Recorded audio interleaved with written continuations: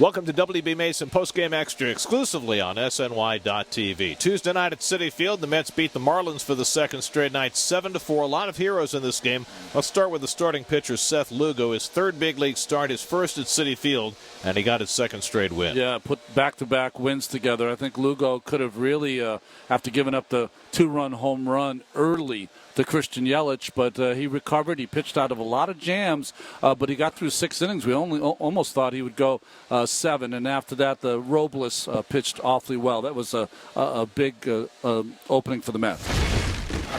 Staying aggressive, not letting them get ahead, staying ahead of them, staying in the strike zone.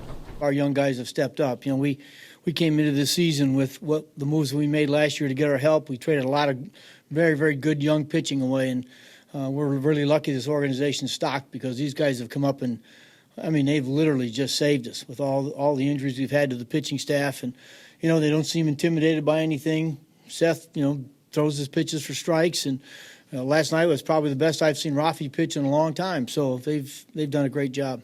Well, I think it helps when play with guys that I've played with before, and I think it takes a load off us as rookies trying to come in and do too much. Since there's a few of us here together, I think it helps keeps us calm and confident working together still. They've been around some of these guys on this team, whether it be some of the fielders or some of the other pitching staff. It's not their first time. I think that helps make things a little bit easier for them, like Lugo and like Montero yesterday.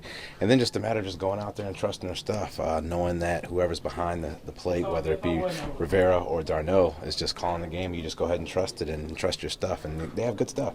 And I think they've been able to show that by continuing to trust their fastball and their off-speed stuff to keep them into the ballgame. And after the Marlins got that early lead on the Yelich home run, they came right back, the Mets did, in the bottom of the first. Asdrubal Cabrera in the lineup despite the banged-up knee, and he really jump-started the offense. He got well, actually, Reyes jump-starts the lineup with the 4 for 5 today again. Jose, red hot, scores 2 runs, gets the 4 base hits in the middle of everything. Cabrera comes up behind him in the first inning. First pitch fastball, down the right field line, home run, gets the Mets back in. They would get a 3rd run in that inning. The Mets again would get 5 of their 7 runs via the home run. Curtis Granderson off the bench hits 2 home runs and drives in 3 runs, and it turned out to be key runs in the ball game as the Marlins scored 2 in the 9th inning. So it's a big win for the Mets. They had 2 games in a row where they didn't have any offense. Today they explode with 13 hits and 7 runs.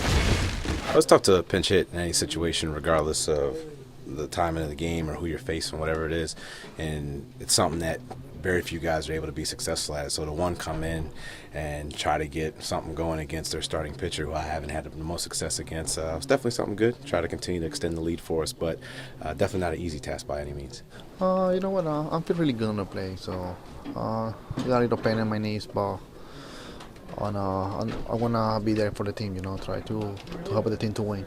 Just seeing the ball good and put a good swing on the ball. You know, every time you put the ball in play, I feel like something's good going to happen. So, you know, hopefully I can continue to swing the ball like that.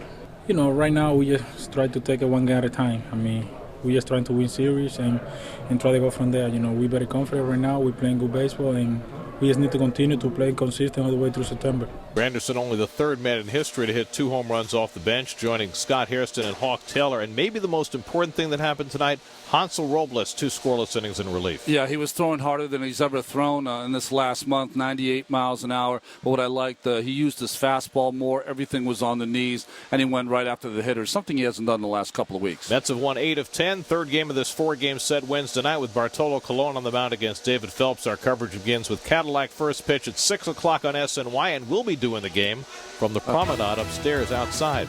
That'll do it for WB Mason Postgame Extra. Be sure to join us after every game for exclusive coverage on SNY.TV.